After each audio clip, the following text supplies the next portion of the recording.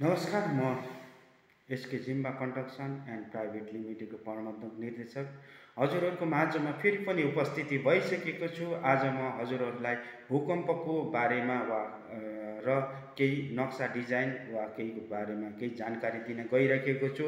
नेपाल भूकम्पीय जोखिम उच्च स्थानमा रहेको छ। भूकम्पबाट हुने मानवीय तथा आर्थिक क्षतिको मुख्य कारण नै भवनहरूको संरचनात्मक कमजोरी रहेको कुरा विभिन्न अध्ययनहरूले देखाएको छ।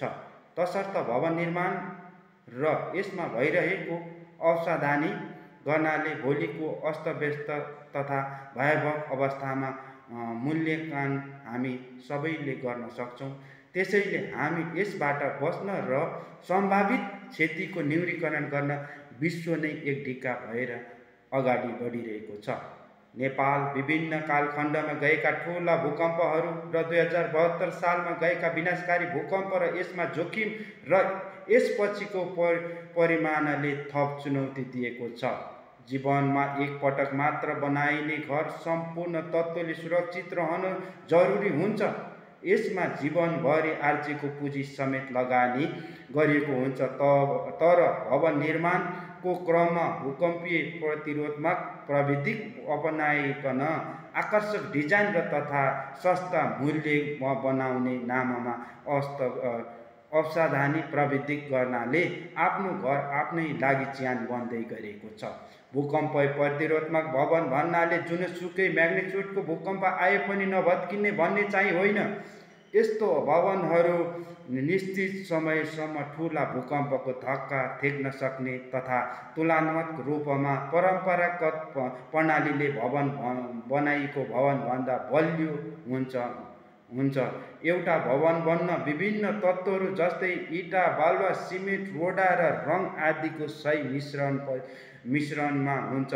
हाम्रो समाजमा रोडा, बालुवा र सिमेन्ट मिसाएपछि ढलान हुन्छ भन्ने गलत सोचाइ छ। तर प्राविधिक हिसाबले तत्त्वहरूको सही मिश्रण भएन भने त्यो भवन बलियो हुन सक्दैन। साथै भवन निर्माणमा लाग्ने सामग्रीको गुणस्तरले समेत भवन गुणस्तरमा प्रभाव पर्दछ। यति मात्र होइन, भूकम्प प्रतिरोधात्मक डिजाइन तालिम प्राप्त निर्माणकर्मी मार्फत भवन निर्माण गर्नु कुराले पनि मजबुत भवन निर्माणको ठूलो भूमिका खेल्छ। नेपालको सन्दर्भमा भवन निर्माण आचरण संहिताको लागू गराउने निर्णय मन्त्री परिषदमा 2060 सालमा नै भइसकेको छ। भवन ऐन 2055 ले नेपालमा अब निर्माण हुने भवनहरू भूकम्प प्रतिरोधात्मक हुनुपर्नेमा निर्देश गरे पनि व्यवहारमा भने यस्तो सही तत्त्वले लागू हुन सकेको छैन। नेपालले धेरै वर्ष अघि नै भूकम्प जोखिम न्यूनीकरण गर्न विभिन्न कार्यक्रम पनि सञ्चालन गर्दै आइरहेको छ।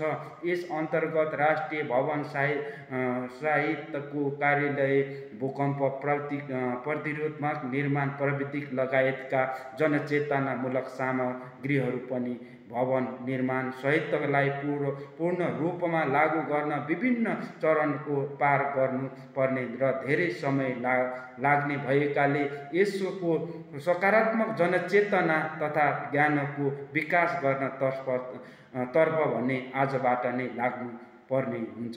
यस यथार्थमा मरण गरी एसके जिम्बा कन्स्ट्रक्सन प्राइभेट लिमिटेडले विगत 15 वर्षदेखि निरन्तर हजुरहरूको मन जित्दै आएको एकमात्र कम्पनी। यदि तपाईँहरू पनि एसके जिम्बा कन्स्ट्रक्सनबाट तपाईँहरू आफ्नो घरको नक्सा डिजाइन वा काम गराउन चाहनुहुन्छ भने तल दिएको नम्बरमा सम्पर्क गर्नुहोला। हस्त, धन्यवाद।